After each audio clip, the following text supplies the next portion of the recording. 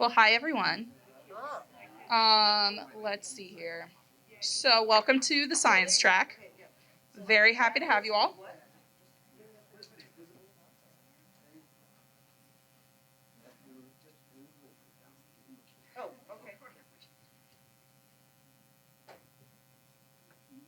So, we're all here for art and science in conversation. Yes, good. Everyone's where they need to be. Excellent. All right. So we are waiting on one more panelist, or she's on her way. She's on her way. She'll be here momentarily. Okay.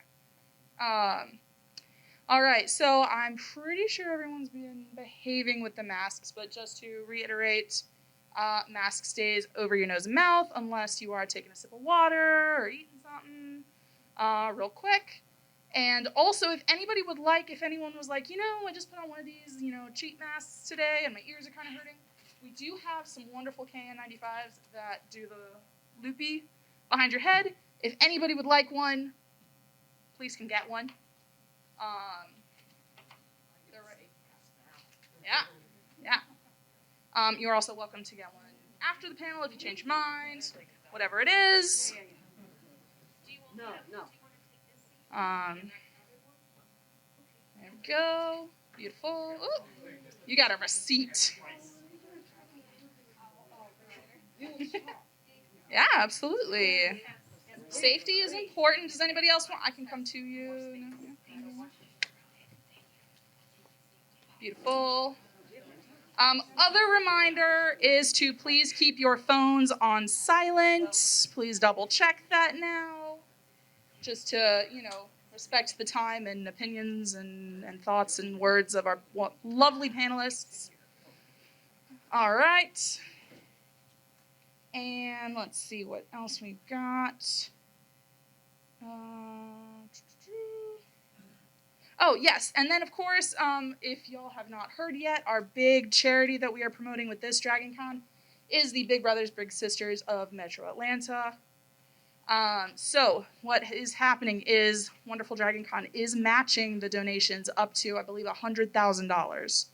So if we want to make sure that Dragon Con takes that $100,000, every cent of that $100,000 that they've allotted for this matching, and sends it over to Big Brothers Big Sisters of Metro Atlanta, which is a great organization, then please come up after the panel, drop some change, drop some bills, drop some whatever it is. In here, well, as long as it's currency, preferably American. Or you can text Mentor to this 243725 from your phone, and you can donate that way as well. I think that is everything. So, yep, masks. Again, if anybody changes their mind about wanting a KN95 mask after the panel, come on up. And that's it. So I will turn this panel over to our wonderful moderator.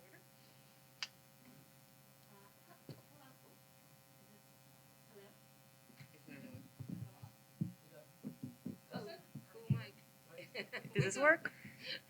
Testing. We probably should have this earlier. We the people, in order to form a more perfect union.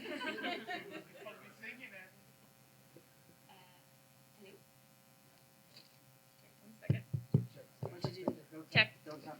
Sorry. Oh, Sorry. check. Is that better? Yeah. Okay. Woo! All right. Hello. Hi. Hello. I'm Mouse, so I am going to be the moderator, and welcome to panel about science and art because my brain's broke. So science, art, ooh. So first off, I'm gonna just ask all of my lovely panelists to kindly introduce themselves to y'all, and then we'll get into our conversation about how art and science connect. Good afternoon, everyone. My name is Leighann Lord. I am more on the art than the science side of this conversation.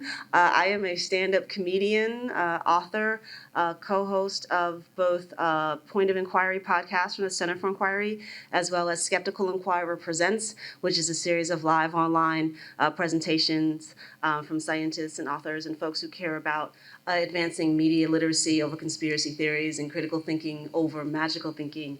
But that's me, and I actually have a show tonight at 10 o'clock. Yes, called the Science and Fiction Comedy Show. So we'll be putting into action some of the things that I'll be sharing and talking about today. That sounds lovely. All right. Oh, stop. Hello, everyone. I am Celia Yost. I am an artist, very serious. My training is in painting and illustration, and I currently work in the home decor field.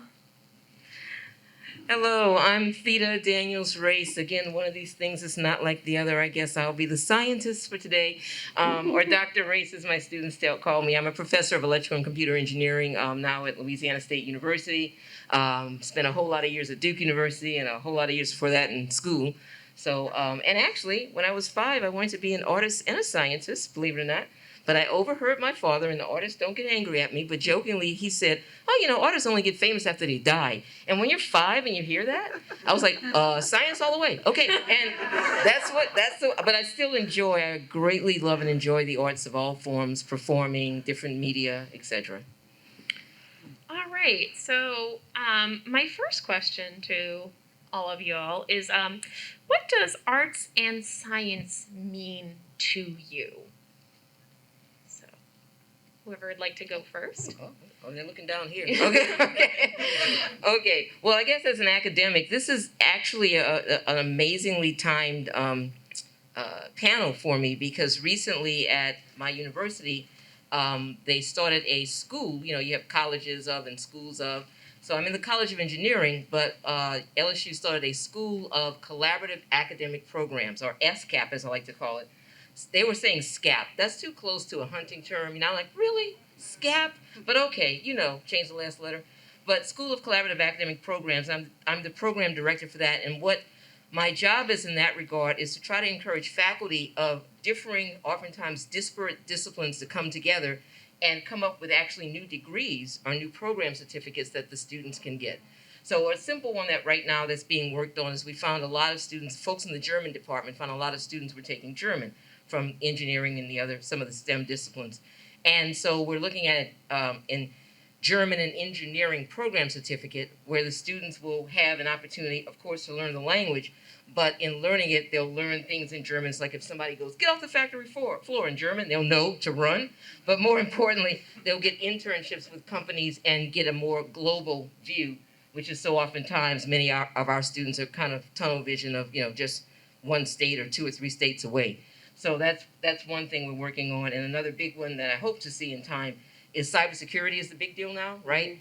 But cybersecurity is not just people coding. We're looking at maybe getting some behavioral scientists involved, so that, I hate to use the term profiling, but for lack of a better word, you know, looking for bad guys that might be hackers, guys and girls, whatever, and kind of getting that behavioral psychology behind why cybersecurity is needed. So that's kind of getting the art folks and the science folks to talk to each other. That's part of my job now. Okay, I can go next. So I think arts and sciences are very connected. For one thing, like, art is very, very tied into whatever technology you have available. That's going to determine what your art looks like. Are you carving in stone? Are you using paper and a brush? Are you painting in a fresco on the wall? Like, all of those are going to have limitations from the medium. They're going to have a certain look. Digital art looks a certain way versus traditional painting, even though they'll try to mimic each other sometimes. Photography, that was a really big influence into the more modern art styles. And then also, if you've been to some of our other panels, you'll notice we have some really good science communicators that are on this track. Communication is also an art form, and it's a very, very vital one, especially these days, in making sure that people understand and can appreciate the science, even if they don't have a background in it. I agree with everything I've heard so far. Art and science ideally work well together. Art can help science communicate its ideas better. As a stand-up comic, people think that many comics just get on stage and we just talk. We make it look very easy, but there is a science behind what we're doing. There is a joke per minute ratio.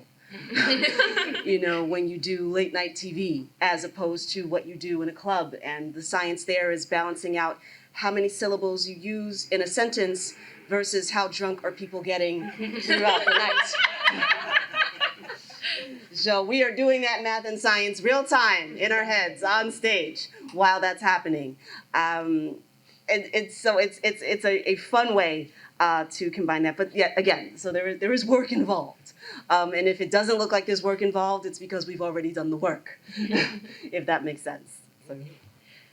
Well, the one thing I wanted to comment on Dr. Race's idea of your university combining different aspects is, in some ways, I think in our culture, we view science and art as just polar opposites, and starting to realize that like they do need to kind of come together, and like, what are some other things that you're hoping for that might get married as science-based versus an art-based? Oh boy, that's everything. Right now, before the hurricane, okay, we were scheduled to have a university-wide webinar, primarily for faculty at this point, because that's the folks that'll have to do the work to put these things together. But literally, you name it, we've talked about any combination that might come to your head as to, for example, say the performing arts, if some of the folks in theater and maybe some of the folks in math, right, or statistics, looking at, as you say, everything from the syllables to the reaction. So then you might have some psychologists involved. We don't have all that together yet because it just started, okay? But I'm just kind of throwing out some of the ideas that have been discussed. It was funny, the toughest ones to get to come on board were, believe it or not, the law school. I'm not looking over at my wonderful husband who's an attorney. But I don't mind, I'm a very good debater.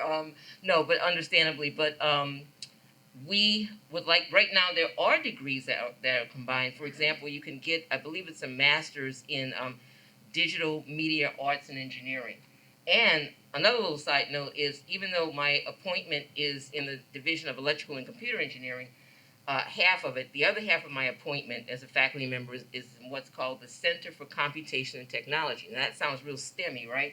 But it turns out it's a center where there are as many people from the School of Art and Design and the School of Music as there are from people from this College of Science, College of Engineering. And frankly, I usually spend my time hanging out with the gang that's down the hall in the arts, the arts park, because it's just kind of fun. We throw better parties. So yeah, we throw better parties. Well, I can't say they party in there very much, okay. but electronic music is and believe it or not just the thump thump thump, which I listen to because I need a break in my brain, and yeah.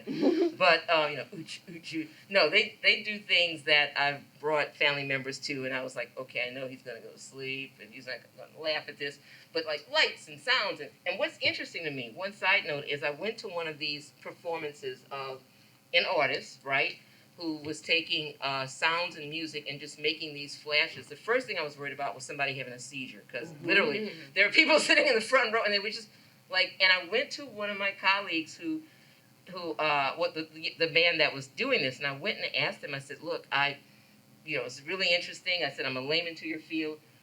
What was this about? And I kid you not, and this is a guy who's been very successful and all that. He goes, I'm going to use the word stuff, family show. He goes, I'm just making stuff up. No, but what I guess he meant was, like you said, on the fly in real time, he was taking sounds and making, a union of light and colors and sounds. And I've thought about that personally. I work in the nanoscale, as we call it, right? You have nanotechnology, teeny tiny things. And I once worked with a colleague in music to do something that I called screaming atoms. And I won't make take too long, but long story short, is when we look at a surface and its atomic composition, there's a probe that goes across it, and that probe that's moving mechanically gets translated into an image. I thought, what about if that probe, the signal coming from it, went into some software that translated into sound or music. So as you're going across the surface looking at the atoms, what do they sound like? And actually, that's something that we thought about even for people with certain disabilities, with visual impairment and so forth. If you could turn that image at the nanoscale into sound. So that's the kind of things we think about. That'll be really interesting. I hope so, if I can get them to do it. I really like how you're trying to marry all the subjects together. So my next question on my handy dandy phone is, so how were you introduced to the sciences versus how were you introduced to the arts? So Leighann, I'd like you, if you could start. Sure. Actually, my introduction to both was quite painful. No, I don't feel like I had great science teachers.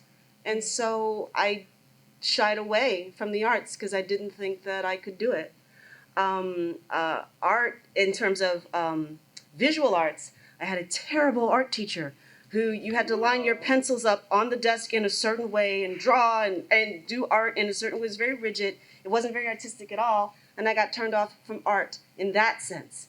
But I got turned on to the performing arts, being on stage. And my introduction to that was public speaking. We had to take a speech class and talk in front of people. And everybody in the class was horrified. And I was the only one that went, wait, what? I get to talk like in front of people? Really? Which is my indication that something was a little off for me. That I saw it differently. But those things came together for me in a delightful way in a show. I'm not sure how many people are aware of it. It's a show called Star Talk, Star Talk Radio with Dr. Neil deGrasse Tyson, which I think is one of the real-world examples that successfully combines art and science. I was one of the co-hosts early on, and the idea behind it is if you've seen Neil is incredibly funny, incredibly charismatic. He's one of those people that communicates science really well, and he's passionate about comedy. Like, he gets it. He gets the science of comedy. That's why he has comedians co-host the show with him. And the conceit between him and I was that if he was describing something or talking about something science-y, and my face was confused, that meant the average person wasn't getting it. And so my face was the barometer for him to go, oh, okay, let me fix it. And if I'm going, oh, okay, then he's reaching regular people. So it was a funny, banter back and forth between us. And it was, he would say at the time that he wasn't trying to reach kids. Kids are in school. Kids have teachers. He was trying to reach adults who we get to this age and we think we're supposed to know. Mm-hmm. And we get afraid to ask questions, and we're walking around here going, yes, I get exactly what you're saying, and we know nothing, or we're afraid to ask. And that show was to let people off the hook and let them learn and let them laugh. And it was okay to ask questions. And I would be that person to go, Neil, I don't know what the hell you're talking about. Mm-hmm. What? Because if I didn't know, then a whole bunch of other people didn't know. And the function of the co-host was to we would be that person to make it safe to ask questions. So again, a perfect blending of arts and science, with, him and the comedy. There we go. Yeah, the power of I don't know is just really, really important. I don't know where we stopped thinking we had permission to say that. Like, it's okay. Mm-hmm. Instead of pontificating on stuff you don't know about. Yeah. Their whole networks are running on that. I'm sorry. No, it's all right. So, Celia, how were you introduced to the arts and the sciences? Well, probably almost the inverse, because I've always been interested in both, but I've also always been able to draw really well. Mm. So it's kind of like, well, this is what I'm good at, so I'm going to focus on this aspect. And my parents who both really appreciate the arts, so they strongly encouraged it. That said, I do kind of want to make a plug that art is not some mystical thing that you can either do or you can't. Either can or cannot do. Anyone can learn to draw. I promise. Seriously? Seriously. Okay, because stick fingers are challenging for me. No, it's a skill. Okay. I will help. We can talk later. But But yeah, it is a skill set like anything else. I don't think it tends to be taught that way very much. You either have like teachers like you, where it's like here's the rules, or just like, awful. or like I actually had I think a couple years. I was like, we're just gonna make shapes out of paper and glue them together, and that's fine. But yeah, no, was always very like sort of laser focused on the art side of education. I think I graduated all through high school. It really was no contest. But then in college, like I actually started getting more interested in medical and scientific illustration. Did not get a degree in it because the department reorganized halfway through school. That's a whole other story. Mm-hmm. But I did get to take a class where we drew from cadavers, which was very interesting and also very enlightening because if you are just looking at a dissection, it does not look like the textbook illustration at all because you really have to sit there and like look at the image and then clarify all the information. It's like, okay, so this blob is actually this thing and make it a lot more readable. And that's also why you tend to see more illustrations in a lot of textbooks than photos because the photos don't have that information picked out for you. Mm. So. Okay. Now I'm just learning, so I was like, oh, that's cool. Well, for myself, I grew up in a household of teachers and even married into a family of where the parents taught. So my mom was an elementary school teacher, 42 years, New Orleans public school system, no air conditioning that entire time. New Orleans, yes, she is a saint.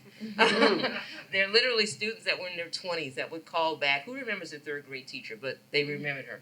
Yeah, thank you. Yeah, okay. So she's really made it. And my father was a high school math teacher and then later guidance counselor. And their mantra, I guess I'd say particularly for my mom, was the word exposure.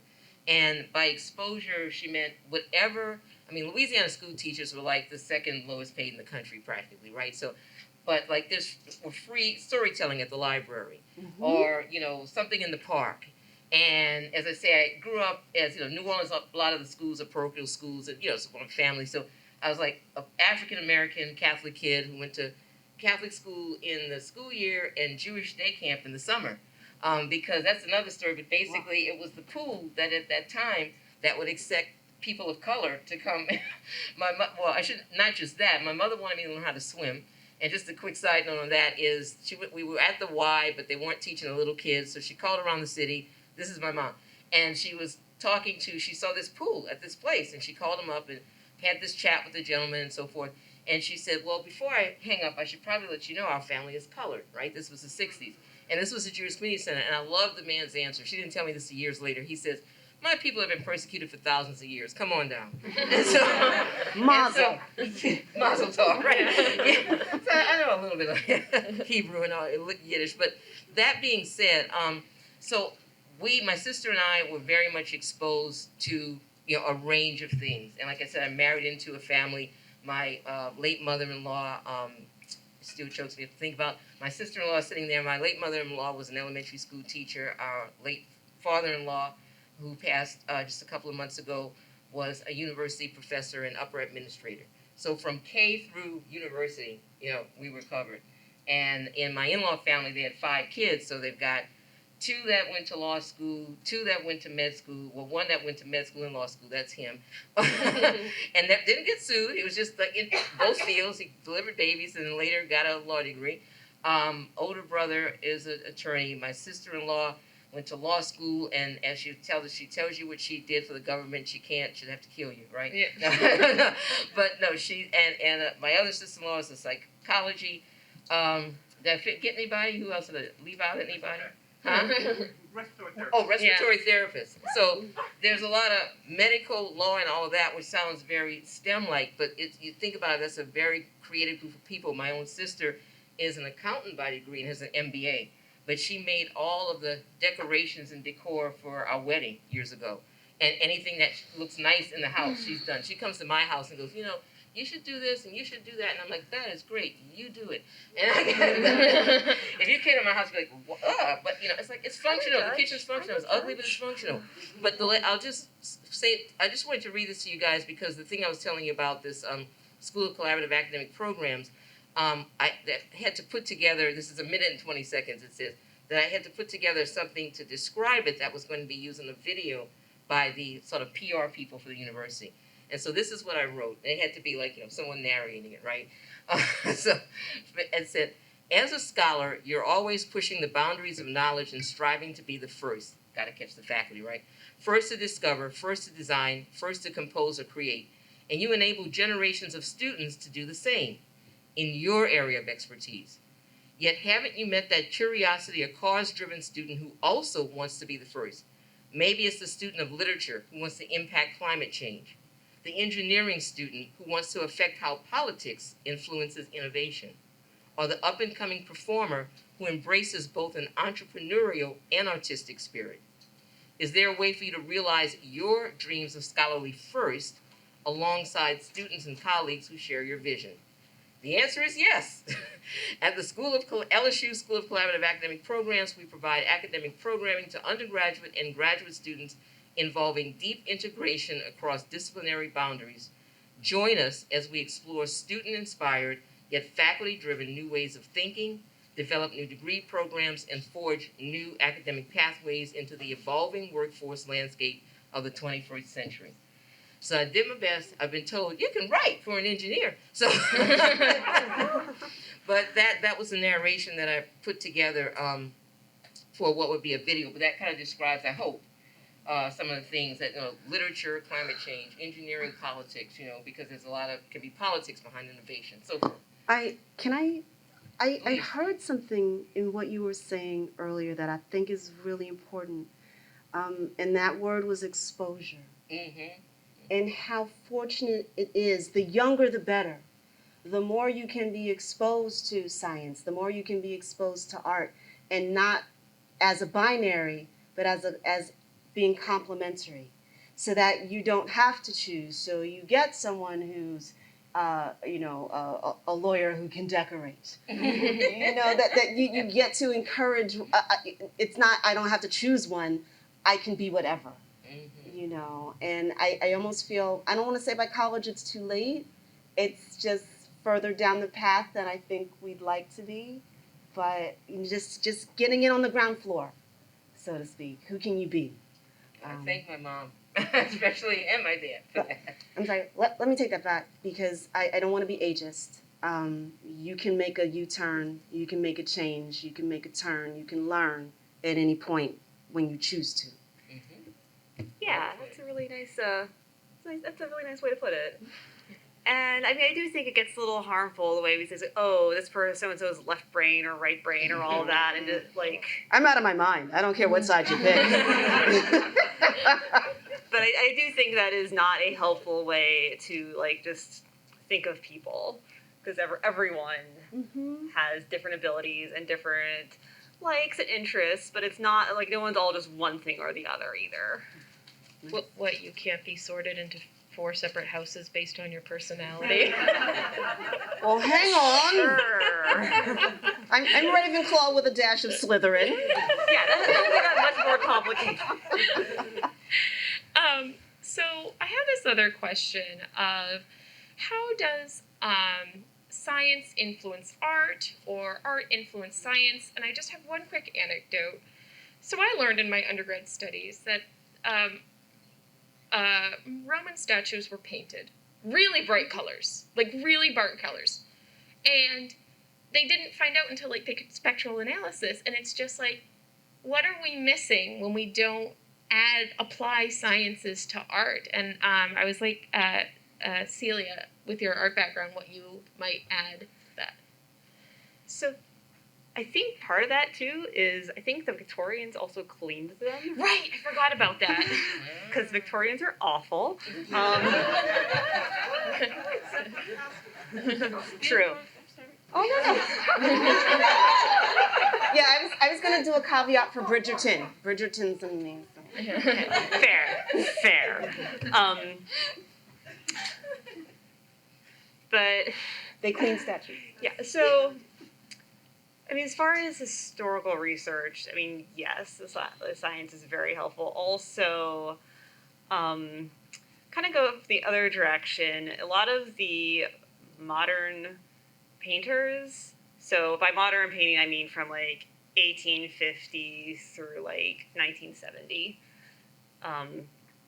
got really interested in studying like color and how colors interact with each other and how people perceive color, and they got very scientific about it, or I mean, at least attempt to be systematic about it rather. So, has everyone heard of the Impressionists, like Monet and all? Okay, so like this was a group of painters who were really, really interested in how different lighting effects and different times of day and different weather conditions made colors look different and made a scene look different, and how like you could really portray that. And like Monet is a good example of someone who just would paint the same thing over and over again at different times of day. And the fun thing about the Impressionists is like they're all painting outside. This was new and exciting because there was an invention in, I think it was 1841, that was basically single-handedly allowed them to do that, and that is tubed paint. Before that, oil paint especially was, you had to mix it yourself, or you could buy like a pre-mixture from like a color man who would go around, but like it wasn't portable really. It was in like, I think they used like maybe bladders of animals, or something else that's not convenient to like just put in your bag and go off and go. You don't have a sack of bladders kicking around? Yeah, no. Also, oil paint takes days to dry and it's extremely messy, so you want it contained. So I mean that's an example of like, pretty minor technology that really had a big impact on art and what kind of art got made. And then, and I apologize, this is like Celia's art interpretation corner, but then you have like in the 1950s, there's a group of painters who did a lot of just like color fields where you probably see it's like, oh, there's just like this square of red and a square of blue next to each other, and be like, oh, so it looks like the blue's receding, the red's coming forward, and get really into playing the optical effects of color. And it's one of those things where I feel like if you go into an art museum, you don't have that background necessarily, it gets a little murky because you're kind of like, why did they do that? Why? But like, it is, I think once you have that like sort of that knowledge, it gets interesting to see like what they were playing with and like what the logic behind it was. I have to admit, as much as I do enjoy, is it the Higginbotham? It's the Smithsonian, one of the Smithsonian museums, the modern art. It's the round one in D.C. Anybody know? Hirshhorn, that's it. Thank you, Hirshhorn. Gone there a couple of times, brought our son and so forth. And at times, I must admit, I've stood there. There's this one where it's just like white strings on a piece on canvas that somebody, I guess, meticulously did, and another. And I'm going, somebody got paid to do that. There's times when you're the layman to it. And I even asked one of the guards there, the security guards, what do you think? Because there were some things where like somebody did an installation of some shoes and some other things, and she went, I don't know what. But that being said, I realized, it's an expression. I mean, there's times when I must admit I'm not so like, up on everything in art. I try to act like it, but not. But where I have to go like, what? And like I said, the guy goes, he was just making stuff up. So there are times when you can see it, and there's times when there's somebody else sees it, but just because you don't see it doesn't mean it's not valuable, which translates even to people. And I would throw in one quick thing. To me, art, I'm sorry, you were probably going, I don't want to interrupt, but you were asking about where technology. One of the things that helps, I did a book chapter with a colleague who was writing a book on like nano devices, nanoscience. And let me do this, because just as was said, I do not like to go into something and people go, well, yeah, I kind of know what that is. So nano, right? A billionth of a meter. If you think of a yardstick, any of our cosplayers out there still buying fabric, you buy it by the yard. That's 3 feet, right? And, a meter is a little bit bigger than 3 feet. So if you cut that meter stick into a billion equal pieces, that's a nanometer. Better example, take a sheet of paper that's even kind of thick. If I could thin this down 100,000 times, that's a nanometer, right? An atom of gold is about 1/3 of a nanometer in size, an atom. So so it's little bitty stuff. Well, anyway, I was doing this book chapter, and he wanted me to write it on nano devices. And one thing I always like to look at is really the origin of some of the things of science, because so often, you get your textbook, and what's in your textbook? Everybody from Europe, right? Fine, great. What about before that? And so I started researching, and it turns out a lot of what was done with what today we would classify as nanoparticles had to do even with hair dyes was done in Africa, and not just all in Egypt, right? And oh, by the way, I don't know if you all have seen this. It made me so mad. In Barnes and Noble, I guess I would say a bookstore. Sorry, begin with a B. They had their section of books, and they had Europe, and they had Africa, and then they even had Scandinavia and whatnot. And they had a map, and they had the continent of Africa, and they grayed out Egypt. They took it out, and I was like, did Egypt secede from the continent? And I have friends who are Egyptian, and I know some say, well, we have the Arab influence, and yeah, but you're still part of the continent. So one of the things that art and science are that's necessary is to help people trace things. So I could trace that the compound galena, I think it's pronounced, which was actually the materials used in ancient times for dyeing hair, came out of Africa, I think West Africa. I wrote the chapter a long time ago, well before certain things were done on the continent of Europe. Steel, for example, we talk about the Bessemer process, right, where steel was made in like the 1800s in Europe. Actually, evidence of steel making and the actual material and the actual steel was found in Central Africa, right, like 1000 BC. But you don't get that in the textbook, right, so much. I mean, things are pretty, centric. So I think looking at something, like you're saying, the origin of tube paints and so forth, going back and doing a little work, you kind of have to do some digging, but finding out where these things came from and like what we call a nanoparticle today, where like, for example, the Persians were doing pottery. And at that time, which was what we call today, like what would be carbon nanotubes, the same sort of material. So anyway, there's a lot of stuff that's happened around the world in other continents besides the one that we usually attribute to lots of the arts. I have to say the explanation of nanoparticles, I think, should give some of us a deeper appreciation for the Borg. I'm just saying. Thank you. You're very welcome. You're very welcome. And in some ways, Dragon Con, this event is an homage to the combination of art and science. Mm-hmm. I mean, you just stand in the lobby of any of the host hotels, and art and science is walking by you in the beauty that is cosplay here. Mm-hmm. Like, you think these people actually worked on the movie or the film or the book, and the creativity of humans that is on display here. Like, if the actual aliens ever come to destroy the planet, we'll go, wait, go to Dragon Con.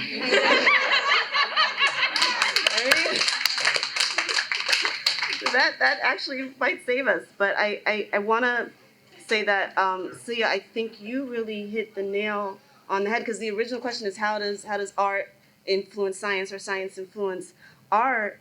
And from, say, just a writing perspective, how did we start? It's stone and chisel, right? And then the science improved, and we have, quill and ink. And then we have pen and paper. And then, we have, typewriters. Anybody remember the IBM Selectric? And then we have computers, the Commodore 64. Anybody? And now we have more, better, faster ways for writers to procrastinate at writing. So that's how science influences art. It takes away our excuses. Those are all really awesome. So I'd like to end on one question before we allow for questions from the audience. So in education, the focus on STEM subjects, a lot of focus is on STEM, like STEM. But what do we feel is lost when we don't focus on the arts? And Leighann, I'd like you to start with that one. Can you come back to me? Okay. I actually want to think about that answer. So, if you don't know how to analyze media, fake news is real effective. Yes.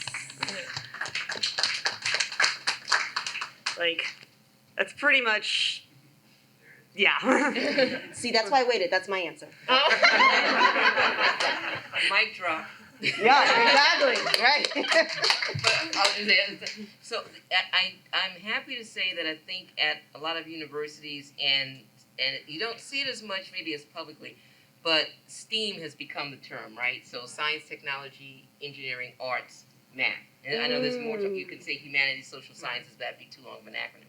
So it's STEAM, and that is, I mean, it's the way students think, right? I mean, even though yes, we have all our, I mean, I'm a happy geek. Can't spell geek without ee. Like I said, there's some museums I go in and go, what the.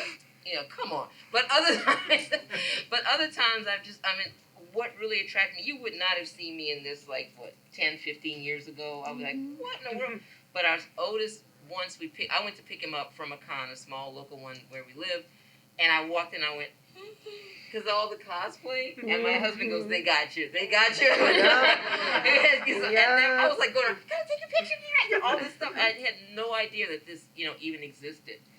So lure them in with explosions and colors and art, and then that's how you get them. Yeah, but as Leighann said, you got to catch it early. I don't think that's a wrong way to go at all. I mean, how many people are involved in NASA and our space program because they grew up watching Star Trek? Our first flip phones looked like communicators. Yeah. Right? So I think you're on the right track there. Yeah, lure them in with a little prime directive, a little lasers, and we can get to a better place. Yeah, I mean, if you'd like to, you can Google search science papers with nerd titles, and that can give you a really good laugh of yes.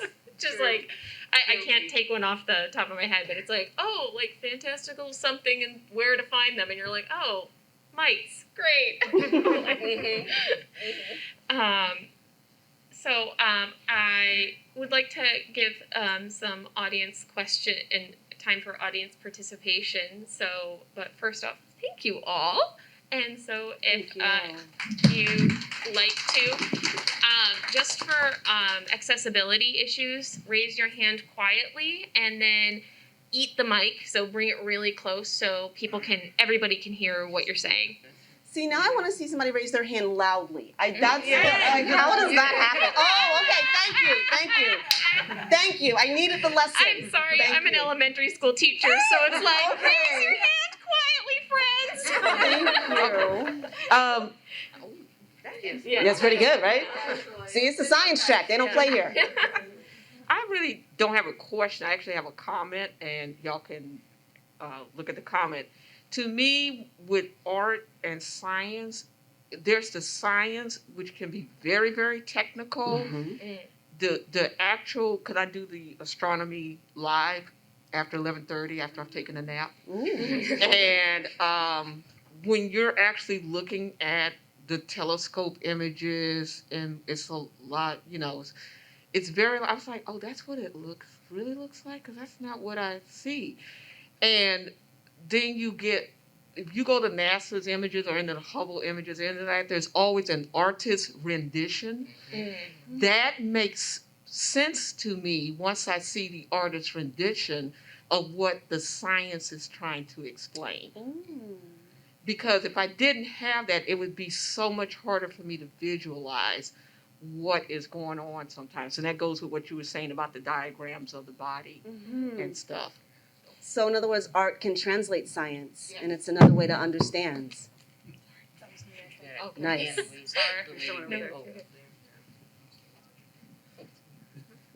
To comment secondly on what you were saying about science and art mixing, as a cook, I use a lot of science when it comes to mixing, baking, and I'm teaching my son the same thing because he likes the process of everything, especially mixing dough, making bread, and then he's starting to make stews on his own. So he's taking everything into account when he's doing everything, having the proper mixture, the proper measurements, and he loves it. So actually trying to sneak small things in there. And I can actually agree. I like the color of everything. That's what got him into it in the very beginning. So we actually I take that as we another have a food side effect. sciences department. It might have a longer name now, but there's on the sign it's food sciences, and that's huge.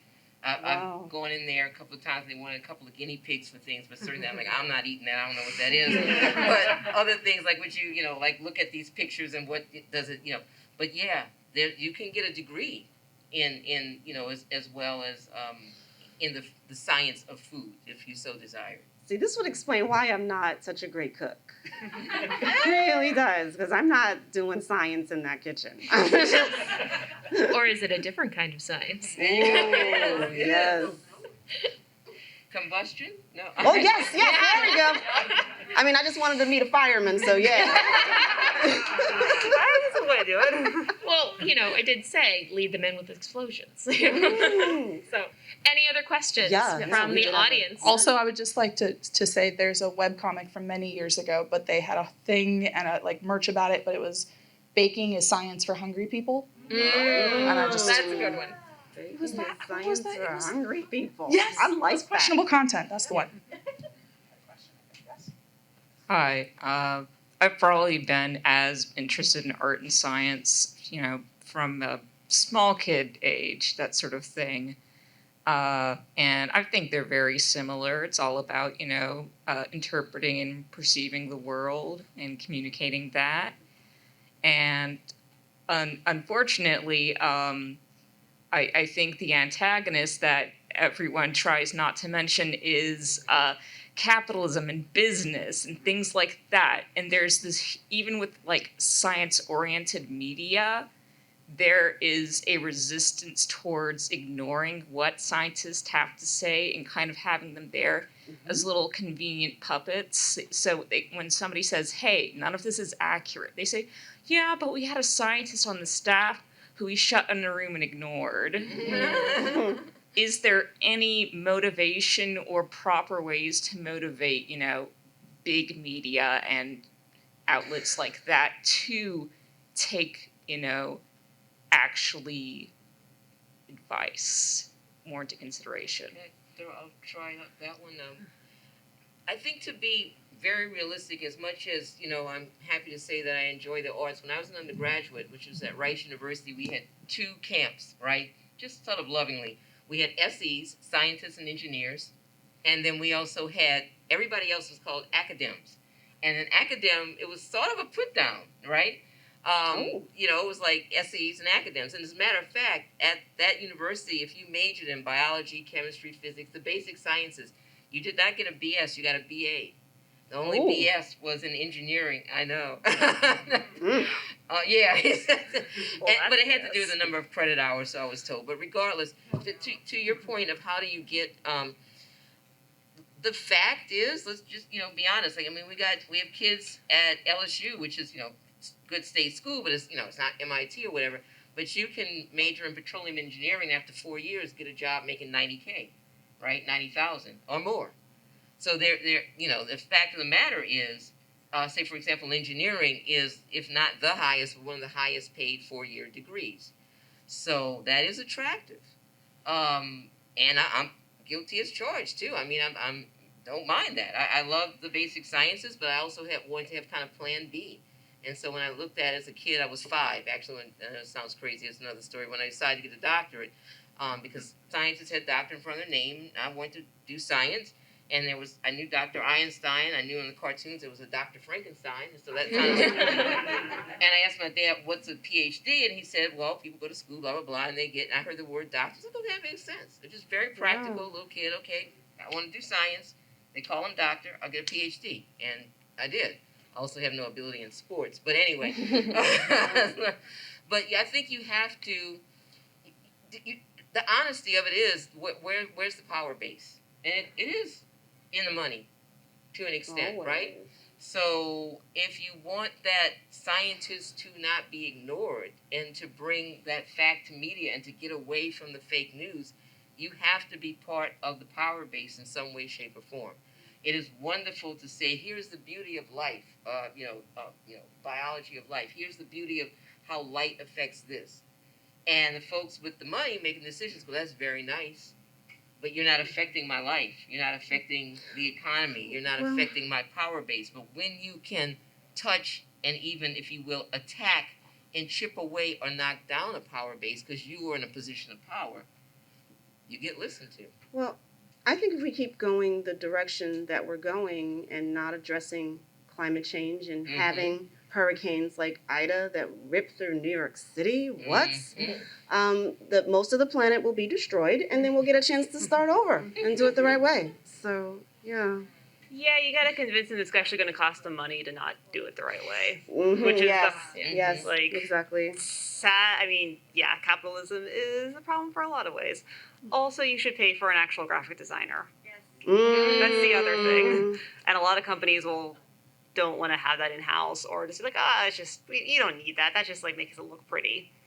You want your stuff to look pretty. You want it to Or they look might try to pretty. pay you an experience. Oh yes, exposure. yes, yes. He wants to go like, I've had a you lot can of die from exposure. exposure. Hey, ladies, just regarding pretty, thank you so much for letting us enjoy the beauty of your brilliance. Thank you very much. It's awesome. I know, all lady panel. Give it up. I just wanted to ask, what's the last thing that you noticed, like the intersection of science and technology, that made you just go, wow, either within your own field or another? That's a good question. Can I do wow by proxy? I think that counts. Okay, yeah. I got tickets for a friend of mine to go see the Van Gogh exhibit. In New York, where I didn't get to go, but I get this effusive text, and I think as adults sometimes we don't get to go wow really often. That amazement that we have as children tends to wear away. And so when I got the tickets for the friend, he was really having a tough time, and he went, and I got this text, wow. So he got to see one of his favorite painters in an amazing venue. They're using science to display art. And when you get that wow as a grown-up, and now I'm like, wow, I should have got those tickets for me.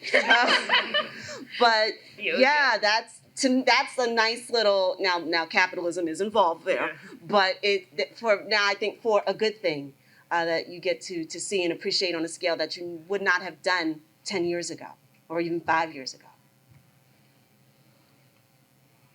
The end. I'm pulling up my wow on my phone. I'm not being rude, so. I'm completely drawing a blank here. Well, I was to the point, your earlier point. Next time, just get an honorary doctorate. That's what I did. So much easier. Well, I'm going to interject. I think for me, the wow is being a public school teacher, bringing arts into science, like kind of the idea of like those old-timey nature journals, like having the kids do that makes them wow, because that gives that then connections, and then they realize like, oh, if I draw something, this is art, but it's also science. So like that's also that lovely wow factor. So I know I'm not one of the panelists, but that's my connection to that. The wow I'm pulling up, I know this may sound kind of corny, but we have 2 kids, right? And the oldest and his wife, now he's married, they're both computer scientists. Our son our oldest did various artistic things. Our youngest is a sophomore in college, majoring in mechanical engineering. And I've seen him throughout his lifetime do stuff like Dragon Con stuff. He's built like sculptures of like robots that he installed the electronics to make the music. I've gone to the grocery store when he was little and come back and there's a castle that's been on the bed. Like, and the trips we've made to Michael's is just, oh, well, because yes. sometimes we boycott Hobby Lobby, That's fine. That's fair. As in all the time, yes, yeah, yes.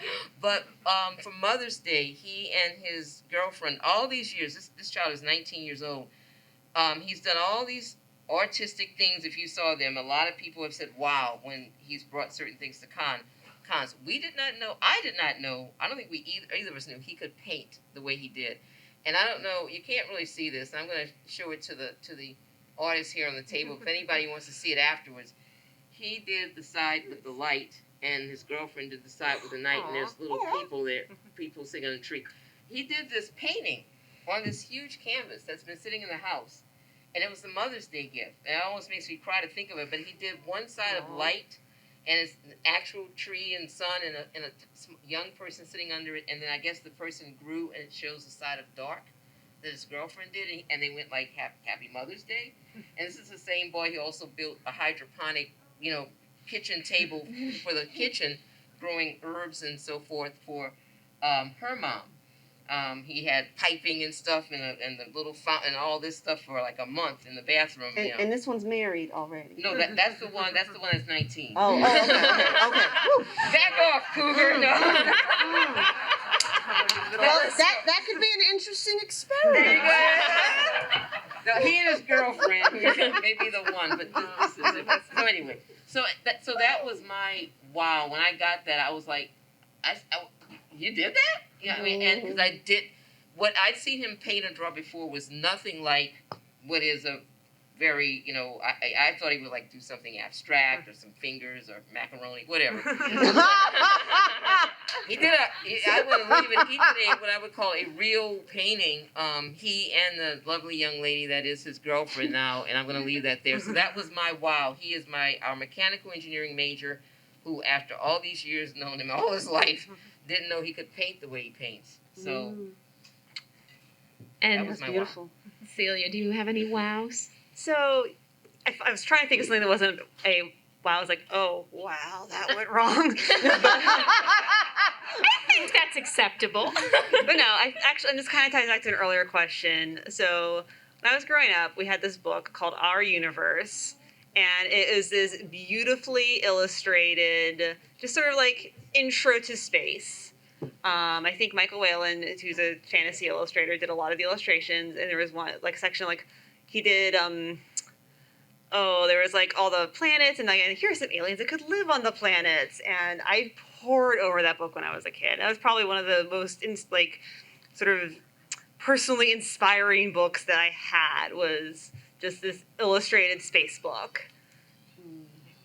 Is that the one with all the floating aliens? I think so. Yeah, I remember looking at that as a kid and being like, Yeah, I'm like, oh, there's weird stabby walkie creatures there's and gas squirrels, bags. with Yeah. tall legs. Yeah. No, it's beautiful. I think you can still find it on eBay or something. It's called Our Universe, and it's beautiful. All right. Dated at this point, but beautiful. Yeah. And I think we have time for just one last quick question. Well, real quick. Because I got a handshake for Father's Day, but my wife is such a brilliant person. She could have really done anything, but STEM is being pushed. That was the thing, because there were not a lot of young women going into it, not a lot of minorities, and so it was being pushed. And because from a capitalist point of view, there is a lot of money in it. My question is about art, because from the beginning, how to define? See, every field creates their own language.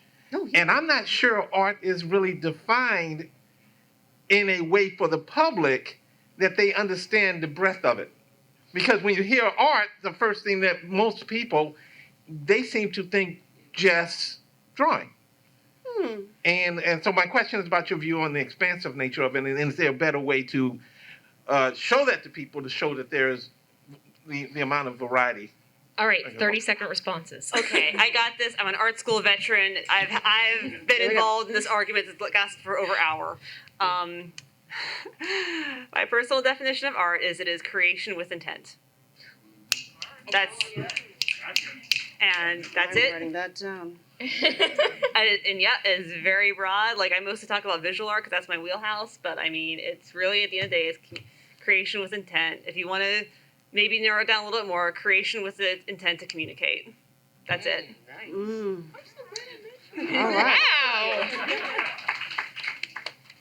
I love that. Well, I think on that note, thank you all for your attendance here, and thank you again to all my lovely panelists, and yeah, DragonCon and science